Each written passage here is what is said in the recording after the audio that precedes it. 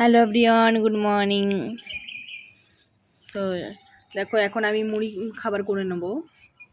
আলু আর পেঁয়াজ আর কাঁচা লঙ্কা একসাথে মিক্স করে, আতাসের ছোলা ভিজেছিল কালকের, তো সেটা দিয়ে দেবো এর সাথে।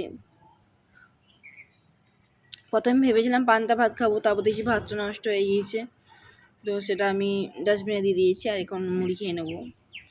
তো মেয়ের আর আমার দুজনেরই মুড়ি বেলে নিয়ে এসেছি, তো মেয়েকেও দিয়ে দেবো অল্প, আর আমিও নিয়ে নেবো।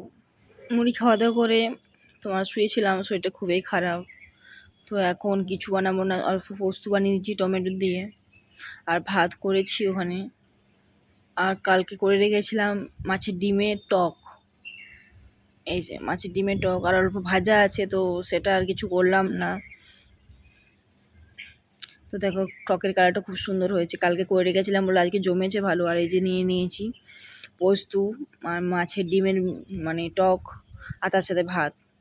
তো ভাত খাওয়া দাওয়া করে তোমার রেস্ট নিয়ে নিয়েছিলাম, কারণ শরীরটা সত্যি খুব খারাপ, মন ভালো লাগছিল না বলে মন ভালো করার জন্য বিকেলবেলা বানিয়ে নিচ্ছিলাম চাউমিন। আজকে এই চাউমিন বানাবো, যার জন্য তোমার সব রেডি করে নিচ্ছি।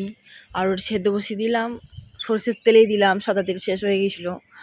আর তোমার এদের ডিমটা ফাটিয়ে নিচ্ছি, নুন দিয়ে মিক্স করে নেবো। আর আলুগুলোর মধ্যেও পেঁয়াজগুলোর মধ্যে নুন দিয়ে দিলাম, একটু ডুমো ডুমো করে আলু পেঁয়াজ কেটেছি। আর সেরকম কিছু সবজি ছিল না, তো যা ছিল আমি তাই করলাম। আর লঙ্কাগুলো বেশ কুচি কুচি করে নিলাম।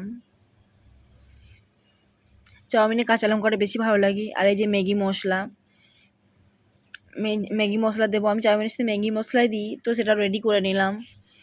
আর তার সাথে সসটা রেডি করে নেবো, এই যে সোয়া সস আর সুইট অ্যান্ড স্পাইসি টমেটো সসটা, এটাও দিয়ে দিলাম। তো চলো এটা রেডি হোক, চাউমিনটি সেদ্ধ করে। এই দেখো এই ধারে চলে এসেছি আমি ফুলগুলো দেখাতে। দেখো ফুলগুলো খুব সুন্দর ফুটেছে, তাই না? আর এই দেখো আমার চাউমিন সেদ্ধ হয়েও গেছে, আমি ঢেলে নেবো ডালির মধ্যে। ঠান্ডা জল দিয়ে মিক্স করে নেবো যাতে ভালো ঝুরঝুরে হয়। আর এদিকে দেখো তেল গরম করে ডিমটা ভেজে নিচ্ছি। ডিম ভাজা হয়ে গেছে, ভালো করে আমি কেটে কেটে নেবো। ডিম ভাজলে সত্যি একটু বেশি না তেল দিলে ভালো ওঠে না, তো আমি ভালো করে ভেজে নিয়েছি। আবার তেল দেবো, দিয়ে পেঁয়াজটা আলুটা আর কাঁচা লঙ্কা একসাথে ভেজে নেব। তো আমার হালকা করে ভাজা হয়ে গিয়েছে, এরপর চাউমিনটা দিয়ে দেবো। চাউমিনটা দিয়ে ভালো করে নেড়ে নেবো। সসটা ওর মধ্যে দিয়ে দিলাম, আর ম্যাগি মশলাও দিয়ে দিলাম, তাহলে কী হবে, ভালো করে মিক্স করতে একবারই সুবিধা হবে। তো ভালো করে হালকা আছে একবারই ধীমে ধীমে করে ভেজে নেবো চাউমিনটা।